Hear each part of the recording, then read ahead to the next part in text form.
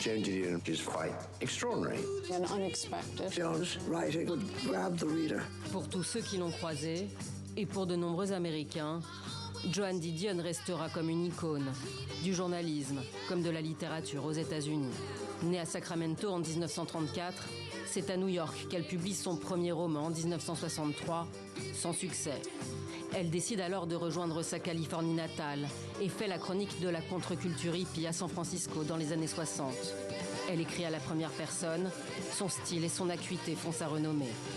Devenue une figure du nouveau journalisme américain, à la manière d'un Tom Wolfe, elle dépeint 3 décennies durant, pour les lecteurs du New Yorker notamment, les bas-fonds et soubresauts de la société américaine.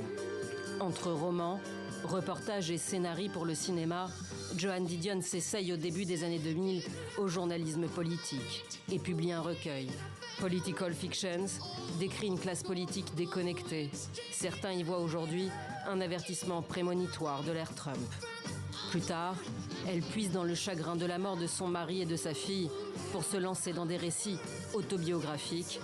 Le dernier, intitulé Le bleu de la nuit, est paru en 2011. Et maintenant, qu'allez-vous faire? Je n'en ai aucune idée. Un autre livre? Oui, un autre livre. Vous n'avez pas fini d'écrire? Non, ce serait terrible de se dire que c'est fini. En 2013, elle avait été récompensée par le président Obama en personne. Atteinte de la maladie de Parkinson, elle n'aura pas le temps d'écrire d'autres livres.